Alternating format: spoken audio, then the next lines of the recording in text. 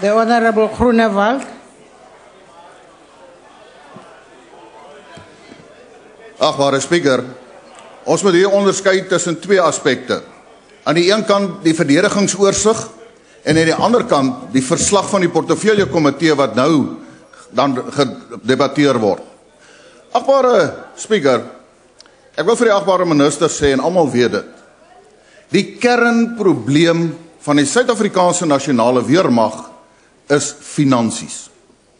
Ons het nou die tweede verdedigingsoorsig sedert 1994. Dit word baie duidelik aanbeveel dat as 'n mens gaan kyk na die take wat opgelê word tans aan die weermag en as ons gaan kyk in terme van sy vredesoperasies wat hy moet onderneem, dan het ons minstens 'n 2% van die bruto binnelandse produk nodig in terme van die begroting van die Suid-Afrikaanse nasionale weermag. Tans is die begroting in die omgewing van 45 miljard. Daar word eintlik aanbeveel dat ons op die einde van die dag 55 miljard moet kry. Met ander woorde, 'n verdubbeling van wat ons tans het. En dan sê dit hang af van die tesourie.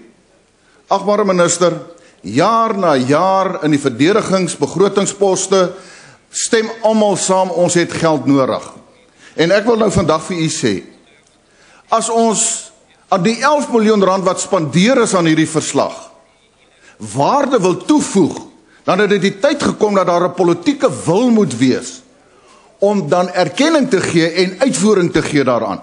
En dan praat ek nie net van politieke wil van die agbare minister nie, van die ANC regering. Maar dan moet ons ook sê, ons kan nie vra vir nuwe wapentuig, as ons bestaande wapentuig het, soos die Gripen vegvliegtuie, wat tans in die stoor weggewerbe is nie.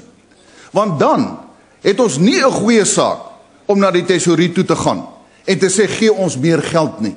Want die tesourie gaan sê, maar jy het geld gehad, jy het duur toerusting aangekoop en jy gebruik dit nie.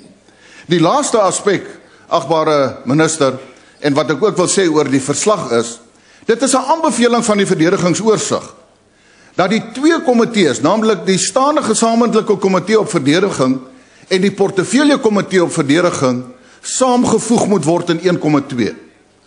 En die verslag wat tans op die ordelys is, het die komitee gekom en gesê, hulle aanvaar nie daai aanbeveling nie. En daarom sal die Vryheidsfront Plus teen die verslag wat tans op die ordelys is, stem. Want ek wil vandag vir u sê, om twee komitees te hê, is onnodig. Ek weet, dit is 'n oorblysel van die ou 1993 tussentydse oorgangsgrondwet, wat dit bepaal het. Dit het tyd geword dat daardie twee komitees saamgevoeg word in een, want ek wil vir u sê, die portefeulje komitee het maar eintlik net 'n komitee geword vir militêre veterane. Ek dank u.